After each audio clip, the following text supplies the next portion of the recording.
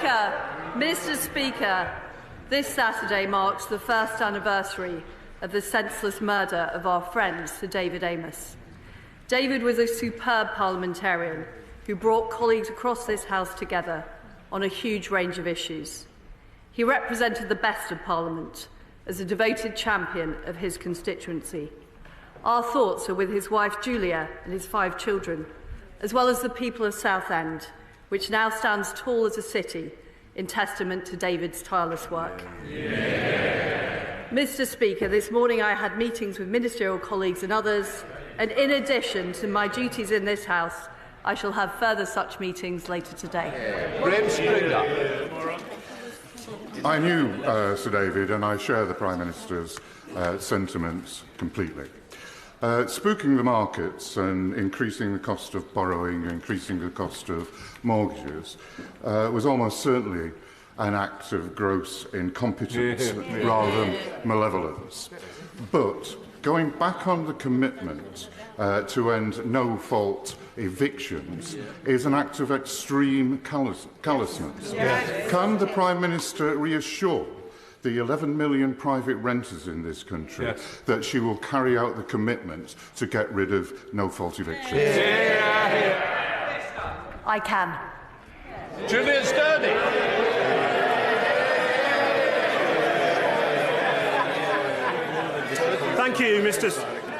Thank you, Mr. Speaker. On a recent visit to the children's ward at York Hospital, I was shocked to learn that paediatric waiting time targets are the same as that of adult patients. So, as we know, any delay to treatment for young patients can have a damaging effect on development and their future prospects. So, can I ask the Prime Minister to look at this as a matter of urgency? Well, I'm very, very sorry to hear about the situation for young people at York Hospital, and I'm pleased to say that this is an issue that my right honourable friend, the Health Secretary, is focused on in her plan for patients. We are making sure that people can access treatment as soon as possible. We're delivering record staffing numbers and putting in place record levels of funding. Comes the Leader of the Opposition, Keir Starmer. Thank you, Mr. Speaker. Can I join with the Prime Minister in her comments about Sir David? She spoke for the whole House when she made those comments, and I know how deeply his loss was felt on the opposite benches, and we extend our best wishes across at this important time. Mr. Speaker, I also want to send my heartfelt condolences to the families of all those who tragically lost their lives in Chrysler last week. Donegal is a special place to me and my family and across this House. The people there are in all of our thoughts.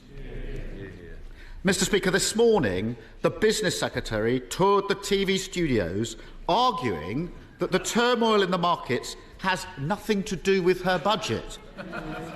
Does the Prime Minister agree with him? Well, Mr. Speaker, what we have done is we have taken decisive action. We have taken decisive action to make sure that people are not facing energy bills of £6,000 for 2 years. And I think we remember the opposition is only talking about 6 months. We've also taken decisive action to make sure that we are not facing the highest taxes for 70 years in the face of a global economic slowdown. And what we're making sure is that we protect our economy at this very difficult time internationally. And as a result of our action, Mr. Speaker, and this has been independently corroborated, we will see higher growth and lower inflation. Mr. Speaker, avoiding the question, ducking responsibility, lost in denial. No wonder investors have no confidence in her government. And this is why it matters. A few weeks ago, Zach and Rebecca from Wolverhampton were all set to buy their first home. Then the government's borrowing spree sent interest rates spiralling and their mortgage offer was withdrawn. I met them last week. They're back to square one, unable to buy devastated, sick to the back teeth with excuses and blame shifting. Does the Prime Minister understand why Zach and Rebecca are completely furious with her? Mr. Speaker, the fact is that when I came into office, people were facing energy bills of up to £6,000 a year.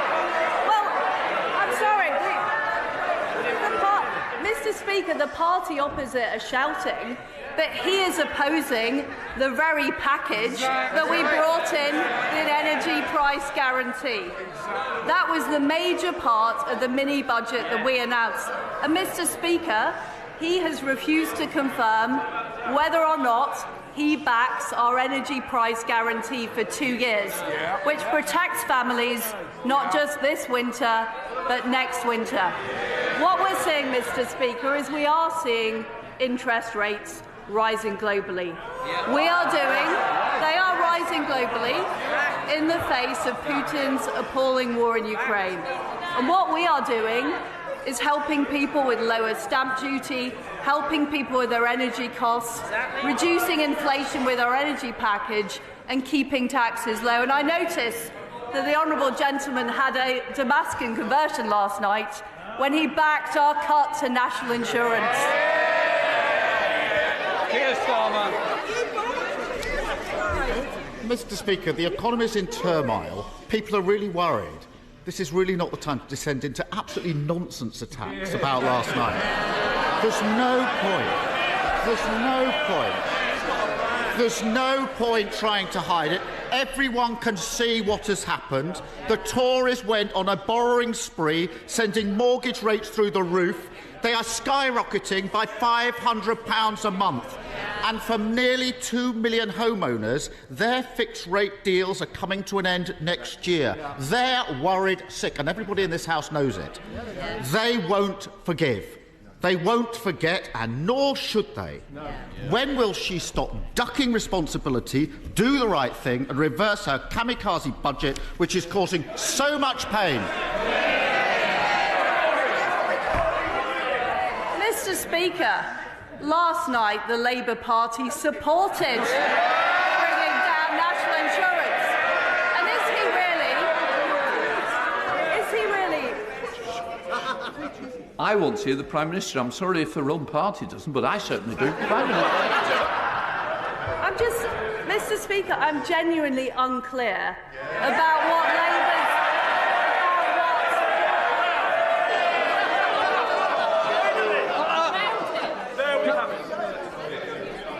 I think we don't want an early bath at this stage. The Rugby World Cup's coming. Don't start it too soon.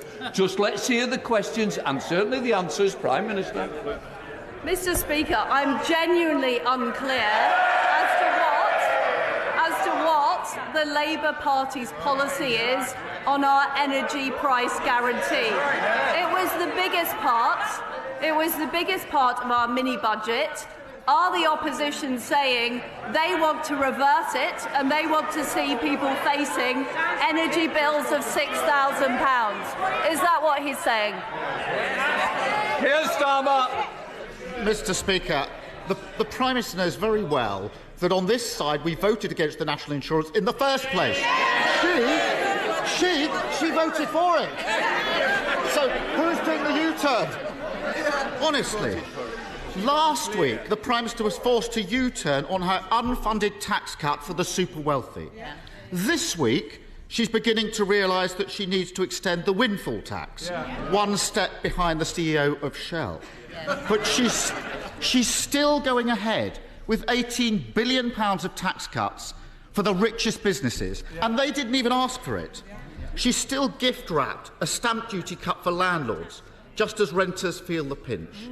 And she's still holding out tax cuts for those who live off stocks and shares. Why does she expect working people to pick up the bill for her unfunded tax cuts for those at the top?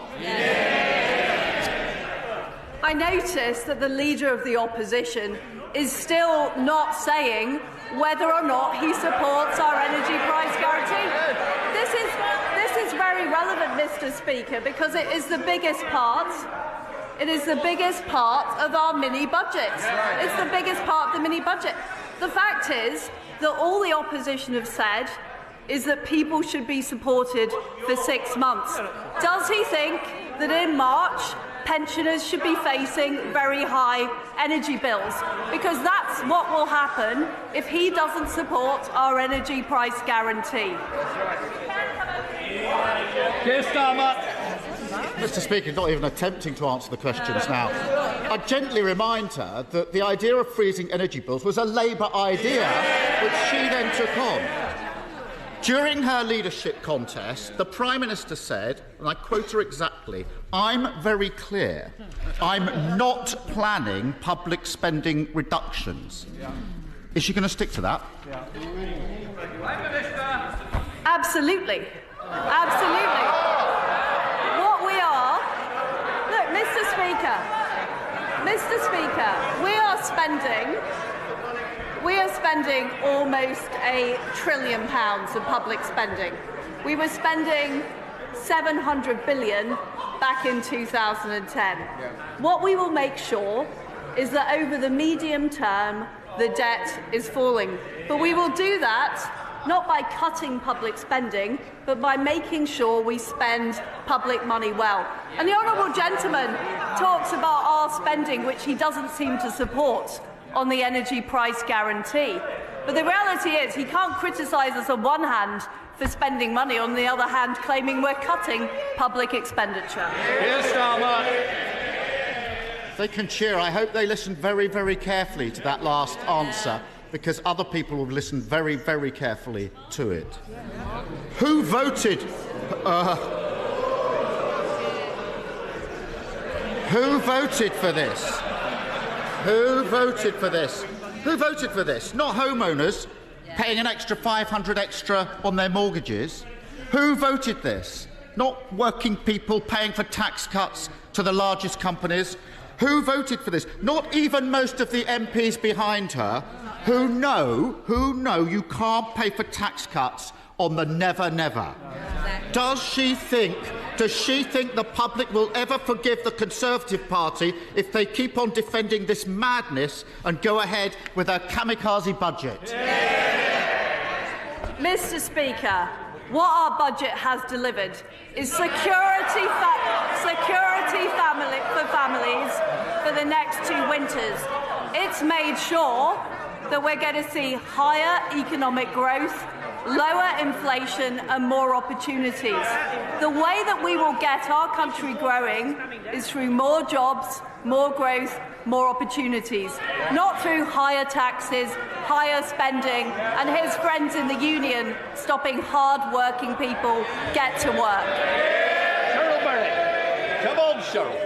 Thank you, Mr. Speaker. I want to see growth and jobs in East Cornwall, and I believe an investment zone could help this. Would the Prime Minister back the honourable member for North Cornwall and myself, who are supporting a zone for Liskeard and Bodmin area? Well, I want to see more jobs, more opportunities, more homes for local people in Cornwall. And I know that's what my honourable friend is working towards with her colleagues, and I'm delighted we're bringing forward these investment zones that are going to give those opportunities to local people. We now come to the Leader of the SNP, Ian Blackford. Thank you, Mr. Speaker. And can I associate myself with the remarks of the Prime Minister on the murder of David Amos a year ago, and thoughts and prayers very much with Julia and his family. And of course, we think very much of those in Crestland that have been caught up in the terrible tragedy there as well.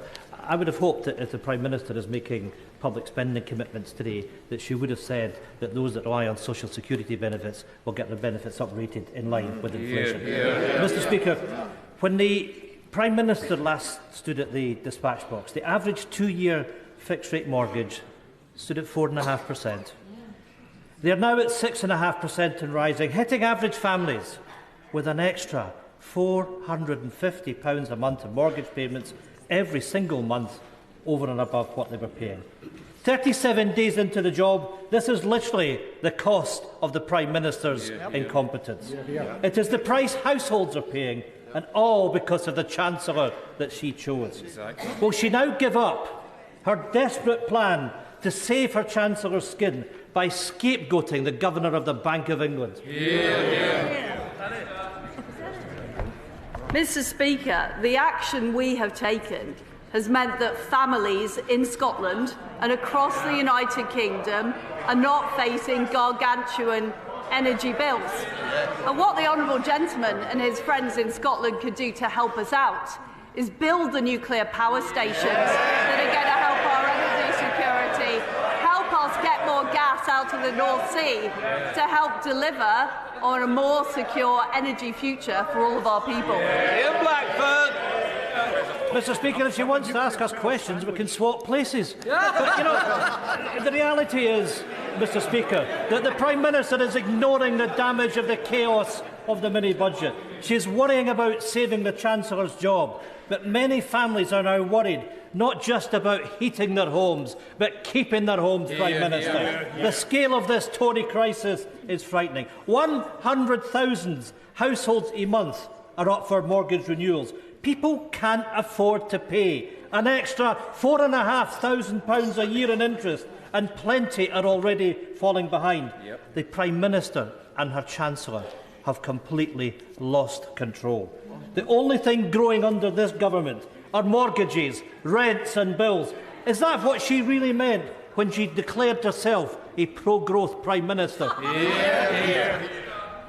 Well, we have taken action on helping families heat their homes, and that's been very important, and I would love to see more support on delivering the energy security we need. Interest rates are rising globally. That is a fact. And interest rates are a decision for the Independent Bank of England. But I want to do all I can to help families across Britain. But the way we're going to help them is by delivering economic growth, by making sure we have the jobs and opportunities in Scotland and right across the UK. And what independent forecasters have shown is that following our intervention, economic growth is going to be higher than it would have been if we hadn't acted. And that is vitally important for the jobs, the opportunities and the livelihoods, and helping make sure people are able to put food on the table. Thank you, Mr. Speaker. The Way navigation winds through the heart of Guildford and is a much treasured part of our local environment. I welcome the announcement by the DEFRA Secretary last week that the Environment Agency will be able to increase fines on water companies for serious breaches of the rules to up to £250 million per breach. Will my right honourable friend confirm that no MP voted to discharge sewage into our waterways and that it is beneath the opposition parties and their activists to keep repeating this outright lie? Well, my honourable friend is absolutely right about our support for cleaner water.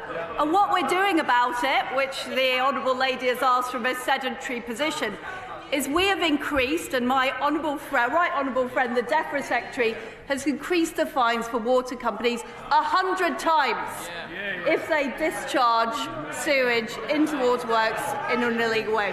We've acted. Sir Geoffrey Donaldson. Thank you, Mr. Speaker. Can I associate my colleagues and I with the remarks made about the tragic events in Creesla in County Donegal, and our prayers continue to be with that devastated community. Does the Prime Minister agree with me in welcoming the renewed negotiations with the European Union about the Northern Ireland Protocol, that the outcome of those negotiations must reflect the objectives outlined by the Government in the Northern Ireland Protocol Bill, and that this is the key to unlocking the door to political stability in Northern Ireland? Well, I very much agree with the honourable gentleman. We need to deliver for the people of Northern Ireland. That means making sure that we have free-flowing trade east-west as well as north-south.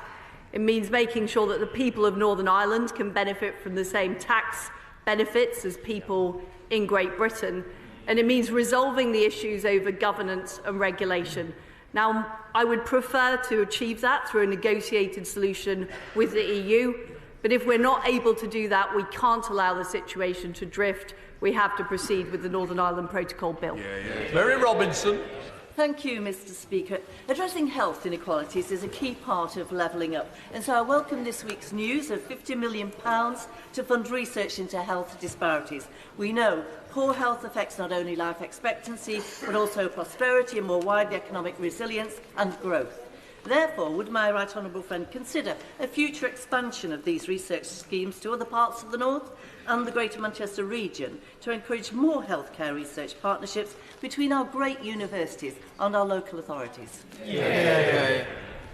Well, my honourable friend is absolutely right that this health research is vitally important. I know that my right honourable friend, the Health Secretary, is looking at whether and where the scheme can be expanded, and we will be doing further commissioning rounds to look at that issue. John McNally. Thank you, Mr Speaker. Prime Minister, you have had a holiday check, I think, in Birmingham where you're preaching to the choir, although the few MPs appear to be singing from a different song sheet. Prime Minister, your government is now outrageously flirting with disaster, financially and socially. As we've just heard, the increase in mortgage repayments will dwarf the rise in heating bills. How will you cope with the resultant increase in homelessness? I'm responsible as you, but I'm sure the Prime Minister will take that on board. Prime Minister. Well, Mr Speaker, what we have done as a government is we've acted decisively to deal with the very severe energy crisis we are facing. We are facing a severe energy crisis. We're also facing a slowdown in economic growth globally due to Putin's war in Ukraine, and not acting is not an option. Gail Perman.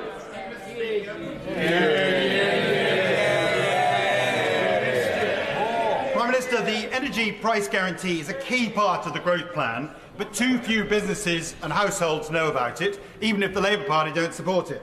Can I urge you to have a nationwide mail-out campaign to communicate what the government is doing to assess people on reduction of energy, and more particularly have a reduction of energy campaign by the public service so that we don't go down the route of spending too much on consumption, we reduce the supply. Well, my right honourable friend is absolutely right, and I know the Energy Secretary is working on a plan to help companies and individuals use energy more efficiently.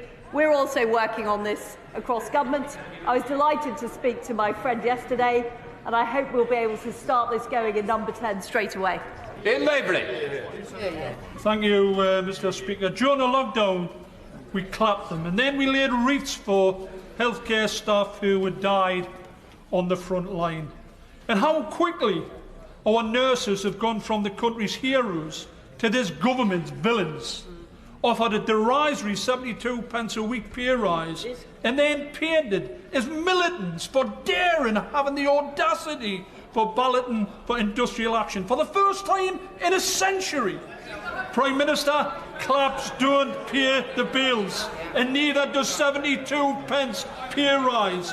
Nurses are leaving the NHS and the droves feeling abandoned by this government. Surely even the Prime Minister agrees that the government has its priorities wrong when unshackling the bonuses of the bankers and at the same time offering derisory pay rises to our treasured NHS staff. Well, first of all, can I say what a brilliant job our fantastic nurses do across the country? And the figures he's quoting are simply wrong. The independent pay review body recommended a £1,400 rise on average, and that is what the government's committed to delivering. Natalie Elphick. Following the loss of 27 lives last winter in the Channel, the UK government offered joint patrols to the French on the beaches. Could my right honourable friend, the Prime Minister, confirm that she renewed this offer to President Macron when they met, and further, that there'll be no new money, no fresh agreement with the French, unless they agree to joint beach patrols and a joint security crossing across the Channel to bring an end to the small boats crisis for good? Well, the Home Secretary is committed to dealing with this very, very difficult issue of the small boats in the Channel. We do need to sort it out. We're committed to legislating, and we're also committed to getting an agreement with the French government. I did discuss it with President Macron last week, and the Home Secretary is following up. Owen Thompson. Thank you, Mr Speaker. Now, Mr Speaker, this Friday, Christine Graham MSP and I are hosting a community drop-in event on the cost of living crisis in Gorebridge. This will be a chance for local residents to come and meet with a range of partners to get advice and guidance on what they can do to help survive the current crisis. Could I extend an invite to the Prime Minister to come to this event on Friday so that my constituents could ask her directly what real-life experience means to address the cost rises that they are facing, and so that she can apologise to them for the disastrous decisions her government are making? Well, I completely understand that families are struggling, and that is why this government acted within a week of coming into office to put in place the energy price guarantee so people aren't facing £6,000 bills. And that's why we've reversed the increase in national insurance. That's why we're cutting basic rate tax to make sure families are keeping more of their own money. And we're also making sure that the most vulnerable households get an extra £1,200 of support. I hope he is going to communicate that to his constituents. Thank you, Mr Speaker. Can I first thank the Prime Minister for her warm words on Sir David Amess, who is sorely missed in this place. Small and medium-sized enterprises are the lifeblood of our economy, and I warmly welcome the expansion of the small business threshold. Does my right honourable friend agree that only the Conservative Party is on the side of enterprise with their determination to unleash the full potential of our great country? Well, we understand in the Conservative Party who pays our wages. And it's the people who get up every day and go to work. It's the businesses who set up. Those are the people driving our economy. And we will be unashamedly pro-growth, pro-business and pro-opportunity. Rosie Cooper. Thank you, Mr Speaker. My constituents were absolutely delighted that the fracking application in West Lancashire was withdrawn after a moratorium was declared. Since then, we've not seen any new scientific evidence that indicates fracking would now be safe. So, despite this, the government have decided to reverse that moratorium, committing to grant fracking licences only in areas that have local consent. So I would be grateful if the Prime Minister would reassure West Lancashire residents, my constituents, and please explain in detail how she will honour her statement that fracking licences, none of them will be forced on communities that don't want it. Well, first of all, can I offer my best wishes to the Honourable Lady on her appointment as the chair of the Merseycare NHS Trust. I can absolutely assure her and colleagues around the House that fracking will only go ahead in areas where there is local community support. Anthony Brown. Thank you, Mr Speaker. 2 weeks ago, a bomb in Afghanistan killed 35 girls and young women. They were Hazaras from the country's second-largest ethnic minority who are being massacred under the Taliban. Today, outside Parliament, Hazaras from across the UK, including from my constituency, are gathering, calling for international support to stop the slaughter. And we're joined here today by representatives of the Hazara Council of Great Britain. Will my right honourable friend, the Prime Minister, support the Hazaras in trying to stop the killings and arrange for her ministers to meet their representatives? Well, it is extremely concerning what is taking place in Afghanistan, and I'm afraid the reversal of women's rights and women's opportunities. And one of the things we have done is make sure we're restoring the aid budget for women and girls. And I'm sure my friend, the right honourable friend, the Foreign Secretary, will be very happy to meet the group and discuss further. Daisy Cooper. Thank you, Mr Speaker. The government's botched budget gave unfunded tax cuts to some of the richest companies, whilst across the country there are hospitals who worry that their roofs might collapse at any moment. Hitchinbrook Hospital, Frimley Park Hospital and Queen Elizabeth Hospital in the Prime Minister's own local area. These are just 3 of a number of hospitals who need hundreds of millions of pounds, some of them urgently. So will the Prime Minister promise that every affected hospital will be given the money they need to fix these dangerous roofs in the next 12 months? Well, I do want to correct the Honourable Lady, because what we are doing is simply not putting up corporation tax. It's not a tax cut. We're just not raising corporation tax. And I feel it would be wrong in a time when we are trying to attract investment into our country at a time of global economic slowdown to be raising taxes, because it will bring less revenue in. And the way that we are going to get the money to fund our National Health Service, the way that we're going to get money to fund our schools, is by having a strong economy with companies investing and creating jobs. I fully support this government's growth agenda, Prime Minister. Would she agree with me that this can be achieved whilst also protecting and restoring our precious nature and ecosystems and working with our farmers so that we do meet our legally binding target to restore nature by 2030? I know she understands this. She has precious talk streams in her own constituency. And will she agree that if we get this right, there will be more jobs, skills, opportunities, because every nation in the world depends on its natural environment? Well, my honourable friend did a fantastic job promoting the natural environment when she was at DEFRA. We are going to deliver economic growth in an environmentally friendly way. What this is about improving the processes and deliver better outcomes, both for the environment whilst making sure we have a growing economy as well. And those two things go hand in hand. Mothers. Thank you, Mr. Speaker. The Prime Minister wants us to believe that fracking will reduce our energy bills, but it was not so long ago that her Chancellor said that those calling for fracking's return misunderstand the situation and that no amount of shale gas would be enough to lower the European price any time soon. So, Prime Minister, is the Chancellor wrong about that? Right, Justin.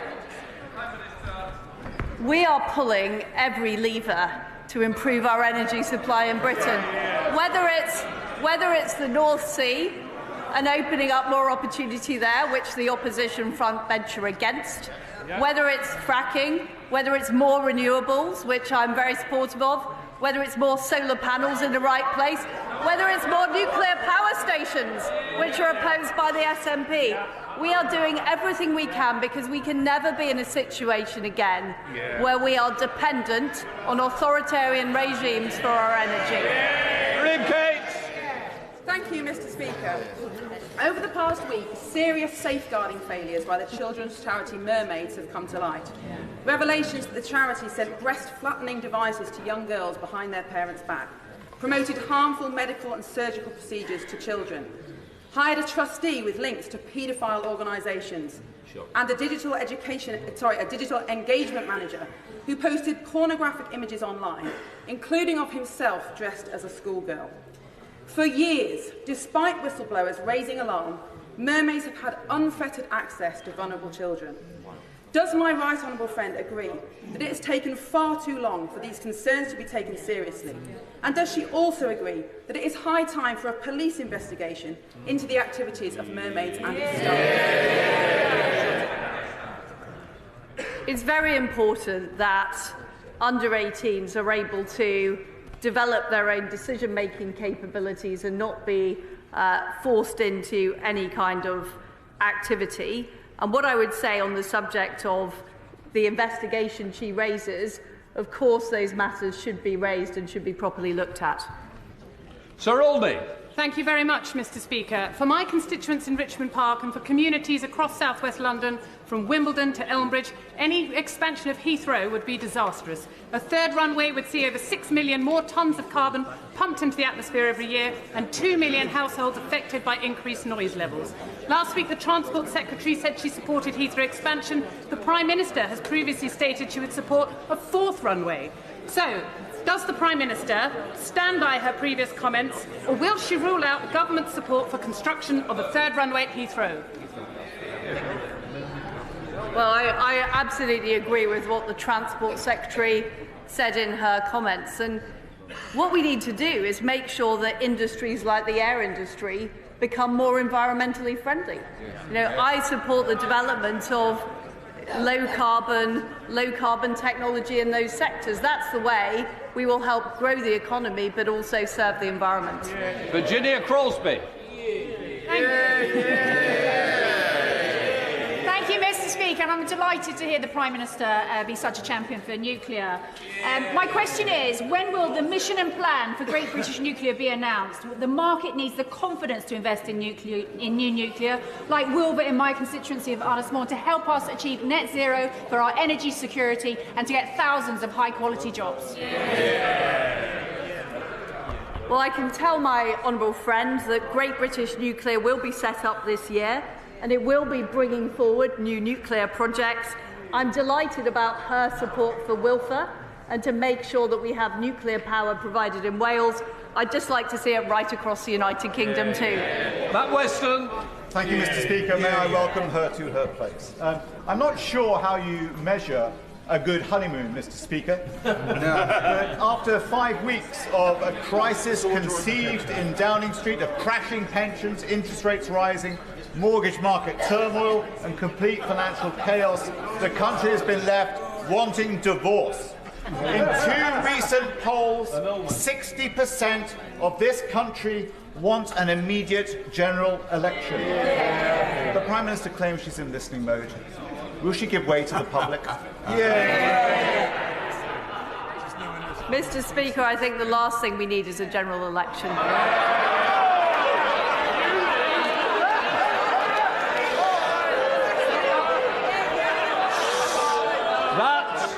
That concludes Prime Minister's questions.